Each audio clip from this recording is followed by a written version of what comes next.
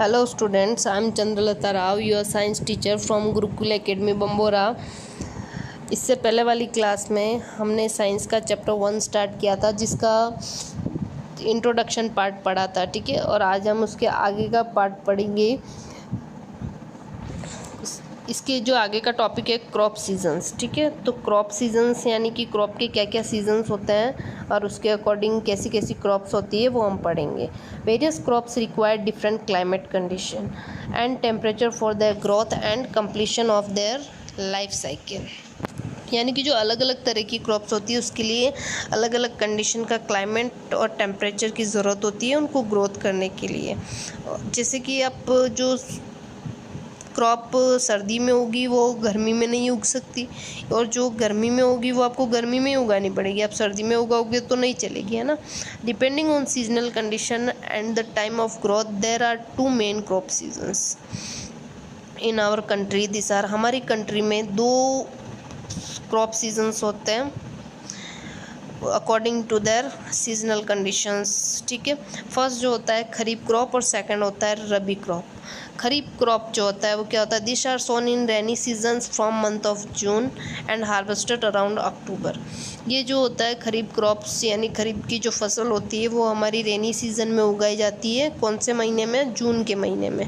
और हार्वेस्टेड का मतलब होता है काटना, यानी कौन से महीने में काटी जाती है? अक्टूबर के मंथ में। For example paddy, pigeon pea, अरहर, maize, cotton, soybean and groundnut and kharif crops, ठीक है। पेडी का मतलब होता है धान, क्या होता है हमारा? धान, ठीक है। पिजन पी यानी अरहर, मेज यानी मक्का, कॉटन यानी आपको पता है soybean and groundnuts are kharif crops.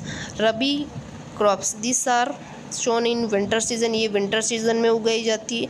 From the month of October, अक्टूबर के महीने में उगाई जाती है। एंड हार्वेस्टेड अराउंड अप्रैल, अप्रैल के महीने में काटी जाती है। अभी हमारा अप्रैल मंथ गया था जिसमें हमने गेहूं की फसल काटी थी, है ना, तो वो हमारी रबी की फसल है। For example wheat, gram, peas, mustard, linseed, oil seed and barley.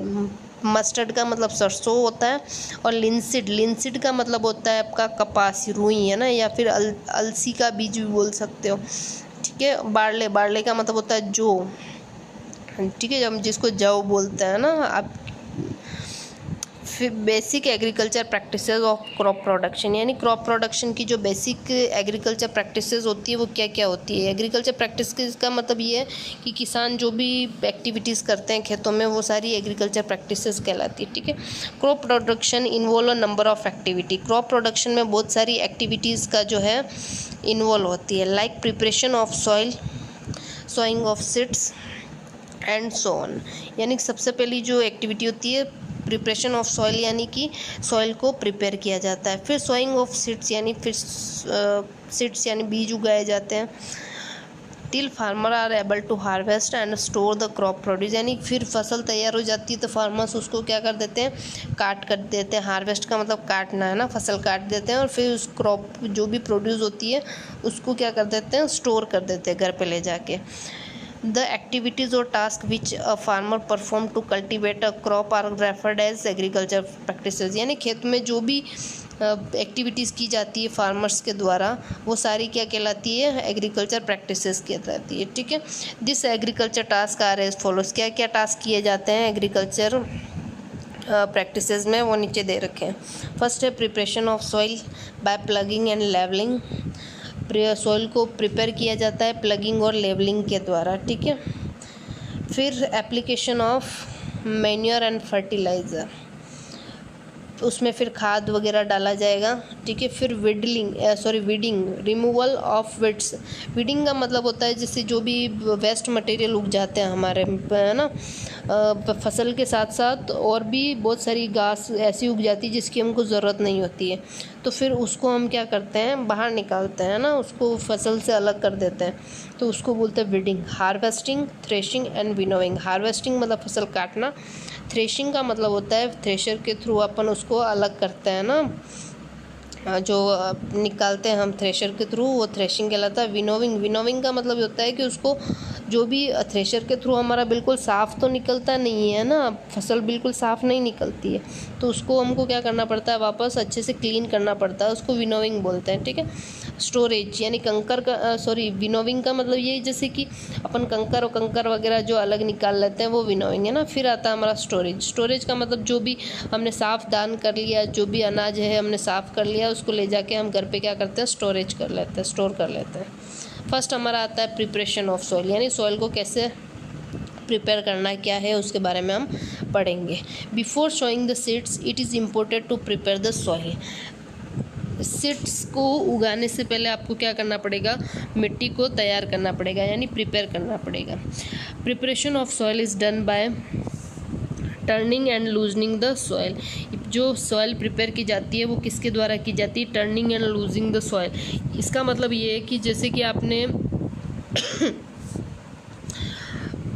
जब भी मतलब preparation of soil is done by turning and losing the soil, इसका मतलब ये है कि जैसे कि आपने खाद डाला है खेत में, है ना, तो उस खाद को क्या करते हैं, मतलब आप जब खेत की खुदाई करते हैं उससे पहले आप उसको खाद डालते हैं ना, तो खाद डालते हैं, तो खाद डालने के बाद आप क्या करते हैं, उसकी खुदाई करते हैं। तो खुदाई करने की मतलब उसकी हल के द्वारा खुदाई की जाती है ना, उससे क्या होता है कि जो खाद आपने ऊपर डाला है वो कहाँ चला जाता है, नीचे चला जाता है, और नीचे वाला जो होता है वो नीचे वाली जो मिट्टी होती है वो ऊपर आ जाती है ना, तो उसको हम बोलते हैं टर्निंग, है ना। और लूजनिंग का मतलब ये होता है कि जैसे मिट्टी जब खेत जब नॉर्मल ऐसे खेत पड़े रहते हैं ना, जब कुछ नहीं उग रहा होता है, तब जो है बहुत हार्ड होती है मिट्टी, है ना। जब जैसे कि आपने देखा होगा कि बारिश होती है तो खेतों में पानी भरा हुआ दिखता है हमको, है ना, मतलब मिट्टी हार्ड है, इस वजह से वो पानी ऑब्जर्व नहीं हो पा रहा है। लेकिन जब आप ट्रैक्टर के द्वारा या हल के द्वारा आप उस खेत को खोद दोगे तो उसके बाद जो है मिट्टी लूज़ हो जाएगी, है ना, मतलब सॉफ्ट और लूज़ हो जाएगी, जिससे जैसे ही बारिश का पानी आएगा तो वो सीधा क्या करेगी, मिट्टी उसको ऑब्जर्व कर देगी, तो उसको बोलते हैं loosening.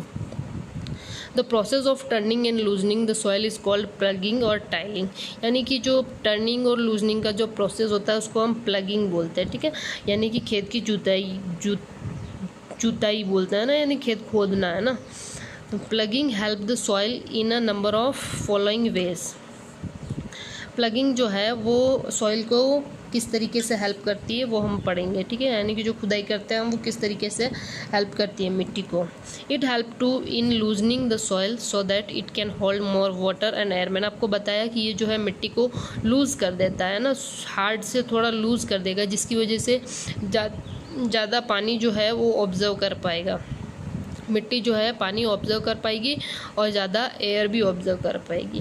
The loose soil also help in the growth of earthworm. जो लूज सॉइल होती है वो अर्थवॉर्म को ग्रोथ करने में भी काम आती है ना। अर्थवॉर्म अगर उसमें होते हैं तो वो भी अच्छे से ग्रोथ कर पाते हैं। अगर मिट्टी हार्ड होगी तो कैसे आएंगे उसके अंदर अर्थवॉर्म एंड माइक्रोब्स, यानी और भी सूक्ष्म जीव जो होते हैं वो ग्रोथ कर पाते हैं। Which make the soil rich in nutrients, यानी कि ये जो होते हैं अर्थवॉर्म और माइक्रोब्स जो है वो मिट्टी को क्या बनाते हैं, अच्छे से न्यूट्रिएंट्स देते हैं उसको, और अच्छी फसल हो उसके लिए तैयार करते हैं। It is also easy to mix the fertiliser and manure in the loose soil.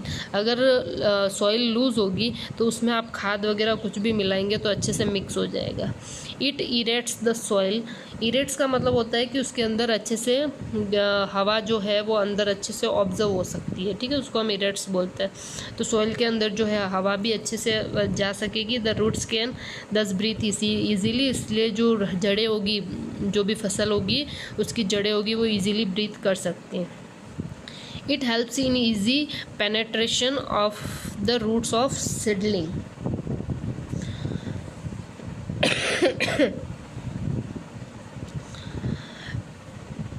जो भी हमने सीड्स उगाए हैं उनकी जो रूट्स है उन तक कोई भी चीज़ अगर आपको पहुंचानी है तो इजीली आप पहुंचा सकते हैं। यानी पानी जो जाएगा वो भी इजीली चला जाएगा, खाद भी इजीली चला जाएगा, हवा भी इजीली चली जाएगी, है ना। तो प्लगिंग से ये फ़ायदा होता है। Nutrient rich soil is brought up from lower level of soil.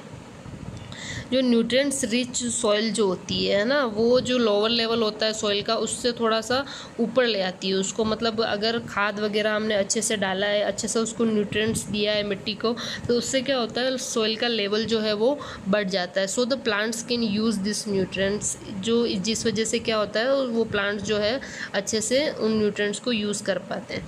It help in removing the weeds of uprooting them, यानी कि उसमें जो विड्स होगी, जो भी घास फूस वगैरह जो होती है, वो भी क्या होती है प्लगिंग के द्वारा रिमूव हो जाती है। मोस्ट ऑफ तो रिमूव हो जाती है, बाकी जो बची कुची होती है वो हम हाथ से भी निकालते हैं, ठीक है। बाकी मतलब जब तक फसल नहीं उगी है तब तक अगर कुछ कचरा या कुछ भी घास फूस वगैरह उसमें उगी हुई है तो उसको क्या कर देगी, वो रिमूव कर देगी, ठीक है। उसके बाद है हमारा नेक्स्ट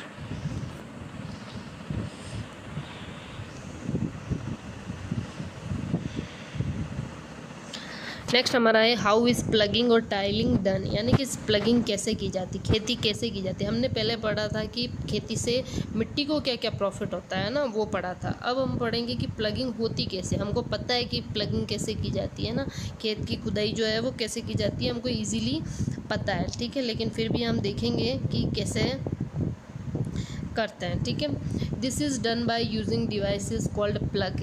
ये प्लगिंग जो की जाती है, जिसमें जो डिवाइस यूज़ होता है उसको हम प्लग बोलते हैं। प्लग मतलब हल है ना, हॉय और कल्टीवेटर। हॉय का मतलब होता है फावड़ा, है ना, जो फावड़ा होता है उसको हॉय बोलते हैं। Even after ploughing the soil में still have large pieces called crumbs.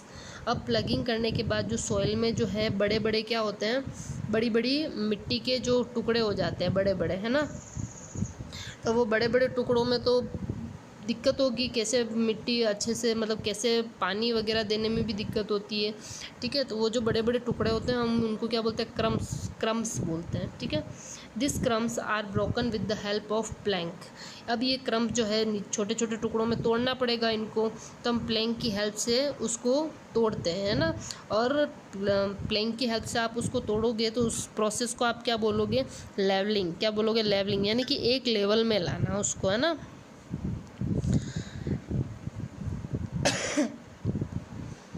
Planck का मतलब ये होता है कि लकड़ी का तख्ता होता है एक, मतलब आप देखोगे स्केल अपना होता है ना, जैसा एक बड़ा सा लंबा आप क्या बोल सकते हो, पाटा बोल सकते हो उसको, है ना। तो वो होता है लकड़ी का, जिसके ऊपर क्या होता है किसान जो भी चलाने वाला है, हल चलाने वाला, वो उसके ऊपर खड़ा रहता है ना, उस प्लैंक के ऊपर। और फिर हल जो मतलब बेल होते हैं वो आगे आगे चलते रहते हैं, और उसको जो वेट, जो ऊपर वेट पड़ता है उस प्लैंक के ऊपर, जो चलाने वाला है उसके ऊपर खड़ा रहेगा, जिसकी वजह से क्या होता है छोटे छोटे मतलब जो क्रम्स हैं ना, जो टुकड़े हैं सॉइल के, वो जो होते हैं छोटे छोटे पार्ट में डिवाइड हो जाता है, और खेत है हमारा एक लेवल में हो जाता है, इसलिए उसको हम लेवलर बोलते हैं, ठीक है। Levelling of soil is required for sowing as well as for irrigation purpose, यानी लेवलिंग करना जो है वो सोइंग बीज उगाने के लिए तो ज़रूरी है ही, लेकिन इरिगेशन के पर्पज़ से भी ज़रूरी है, क्योंकि अगर बड़े बड़े मिट्टी के टुकड़े होंगे तो पानी जो है वो कहीं पे जाएगा, कहीं पे नहीं पहुंच पाएगा, है ना। तो इस वजह से जो है हमको खेत को एक लेवल में करना ज़रूरी होता है। अब देखो प्लग, हॉय, कल्टीवेटर एंड लेवलर क्या होता है। प्लग यानी हल क्या होता है हमको सबको पता है, फिर भी पढ़ते हैं क्या होता है, ठीक है। Plough is even now the principal implement for preparing the soil को प्रिपेयर करने के लिए हल जो है बहुत ज़रूरी इम्प्लीमेंट है। This is drawn by oxen and it has well shaped blocks of wood and penetrate the soil to make the furrows. ये जो होता है हल वो बेलों के द्वारा चलाया जाता है, और ये वेल शेप्ड का लकड़ी का होता है, ठीक है। और ये जो है सॉइल में फ्यूरोज बनाता है। फ्यूरोज का मतलब हल रेखा। आप देखोगे हल चलाने के बाद ऐसे लाइनिंग बन जाती है ना, आप खेतों में देखा होगा, जैसे हल पूरा खेत में हल चला लिया और उसके बाद आप देखते हो हल रेखाएं बन जाती हैं ना, लाइनिंग, उसको बोलते हैं furrows. Ploughing is done either manual animals. Ploughing जो है वो बैलों के द्वारा ही नहीं की जाती, अलग अलग एनिमल्स के द्वारा भी की जाती, कैमल्स के द्वारा की जाती, हॉर्सेस के द्वारा की जाती है, ठीक है। लेकिन ज़्यादातर हम देखते बैल के द्वारा की जाती है। In many villages even now this traditional method of ploughing is prevalent, whereas now the modern techniques such as tractor are are also used for ploughing. आप अभी भी देखते हो कि बहुत सारे गाँवों में जो है हल के द्वारा, मतलब ये बैलों के द्वारा ही जो है खुदाई की जाती है खेत की, है ना। लेकिन आजकल जो है मॉडर्न टेक्निक आ गई है, जिसकी वजह से ट्रैक्टर वगैरह यूज़ करते हैं ज़्यादातर तो, लेकिन फिर भी बहुत सारे किसान जो है वो बैलों से ही हल चलाते हैं, ठीक है। नेक्स्ट है a plug serves many purposes of tiling the soil. Plug जो है यानी हल जो है वो अलग बहुत सारे पर्पस होते हैं इसके। एडिंग फर्टिलाइज़र टू क्रॉप में जो है फर्टिलाइज़र मिलाता है। ये फर्टिलाइज़र कैसे मिलाता है, जैसे मैंने आपको पहले भी बताया कि जैसे आपने जब खेत की खुदाई नहीं कर रखी, खेत ऐसे ही पड़ा हुआ है, तो आप उस पर पहले क्या डालते हो, खाद डालते हो, है ना। ले जाके आप गोबर, जो हमारे गाय भैंसों का गोबर का जो खाद होता है वो खाद ले जाके उस पर डालते हो, ठीक है। और फिर जो है उसके ऊपर क्या चलाते हो, हल चलाते हो, जिसकी वजह से जो आपने ऊपर खाद डाला है वो खाद कहाँ चला जाता है, नीचे चला जाता है, मिट्टी के नीचे, ठीक है। तो जो हल है वो फर्टिलाइज़र यानी जो खाद वगैरह जो है वो मिलाने में भी काम आता है। फिर हम जो ये जैसे ये यूरिया वगैरह खाद लाते हैं वो भी जो है खेत खोदने से, यानी खेत की जो खुदाई होती है उससे पहले डाला जाता है, ठीक है। एंड रिमूविंग द वेट्स यानी कि जो भी वेस्ट जो क्रॉप्स वगैरह उगी हुई होती, वेस्ट मतलब जो प्लांट्स उगे हुए होते हैं अंदर, है ना, फसल में जो भी, तो उनको हटाने में भी काम आता है। This implement is drone by the pair of bulls, यानी कि इसमें 2 बैलों की ज़रूरत पड़ती है, और other animals like the camel और हॉर्स। मैंने आपको पहले भी बताया कैमल और हॉर्स से भी क्या होता है, प्लगिंग हो सकती है, ठीक है। The plug is like knife that cut into the soil. Plug जो है चाकू की तरह काम करता है, इस वजह से वो सॉइल को काटता हुआ क्या करता है, आगे तक जाता है, ठीक है। होय, अब देखो, hoe is used for loosening the soil as well as for removing weights.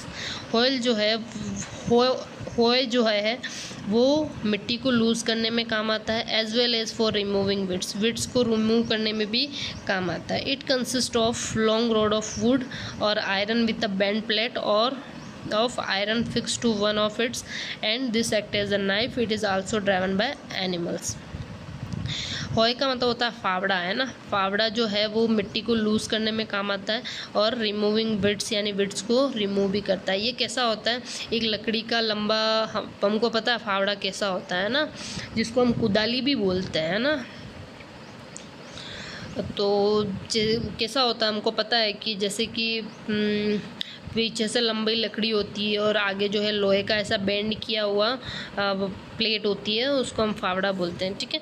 अब देखो कल्टीवेटर, है ना, जैसे छोटा खेत है तो हम क्या करते हैं, उस फावड़े के थ्रू हम खुद अपने हाथों से खोद देते हैं, ठीक है। लेकिन बहुत बड़े बड़े खेत होते हैं जहाँ पे अगर लोगों से किया जाए तो बहुत मज़दूरों से या ऐसे कराया जाए काम तो बहुत टाइम लग जाएगा, है ना। तो उस काम को इजी करने के लिए कल्टीवेटर आ गया, है ना, जो ट्रैक्टर के पीछे लगाया जाता है। फावड़े जैसे होता है लेकिन उसके पीछे लगाया जाता है, ठीक है, या ट्रैक्टर के पीछे लगाया। This days in large field, बड़े बड़े जो फील्ड होते हैं, plugging is done by cultivator. Plugging जो होती है वो कल्टीवेटर के द्वारा की जाती है ना, ड्राइवन बाय ट्रैक्टर, और ट्रैक्टर से चलाया जाता है।